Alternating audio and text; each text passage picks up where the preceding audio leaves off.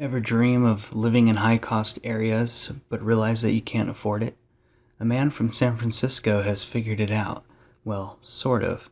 Peter Berkowitz got in trouble with San Francisco's Department of Building Inspection after word got out that he'd created a 32 square foot wooden pod in the middle of a friend's bedroom and then rented this space from his friend for a meager $400 a month.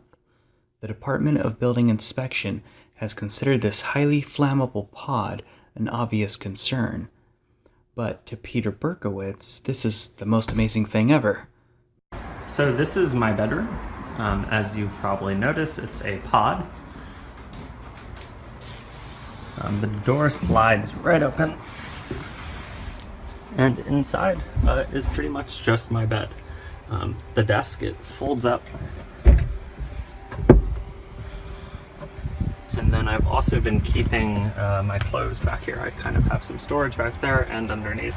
So it pretty much holds almost kind of all my possessions. I do not own that much, so I'm probably an anomaly here. And then I guess one last feature, which I kind of like, is that the door slides right open. And here we are. It's a little small, and it is probably not for people who are claustrophobic. So for me, it really has been working out. Berkowitz says of the arrangement, "I have all the essentials and then some.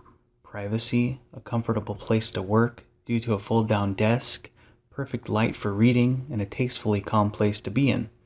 And yet, Berkowitz can afford the high cost of living in San Francisco, but has chosen to find creative ways to save the majority of his income instead.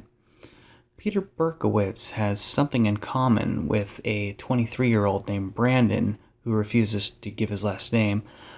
Brandon is a software engineer at Google. He invested a mere $10,000 in order to purchase a box truck with 128 square feet. By parking his truck on Google's campus, he's able to save 90% of his income. According to Brandon, "I realized I was paying an exorbitant amount of money for the apartment I was staying in, and I was almost never home. It's really hard to justify throwing that kind of money away. You're essentially burning it. You're not putting equity in anything, and you're not building it up for a future. And that was really hard for me to reconcile." Welcome to America. If the presidential vote in 2016 is for anti-establishment, then pod living as a cheaper alternative is all about sticking it to the man. The only problem with that, however, is that the man doesn't like getting rammed in the ass repeatedly without lube, and will create countermeasures in the form of laws that allow the man to stick it to the little guy, and yet the little guy has no recourse but to continually find creative ways to stick it back to the man. It's an endless cycle of relentless ass rape, where the strap-on switches sides and there's no clear winner in the heat of the exchange. Yet, it's commonly accepted that the man rapes the most and isn't happy when people demand to be free of the ball and chain called debt. Therefore, living off the grid, the entire pod movement, is a big fuck you to the system, a method of social hacking, if you will, which gives people more freedom over themselves and their lives. You can see why the government would have a problem with that, huh?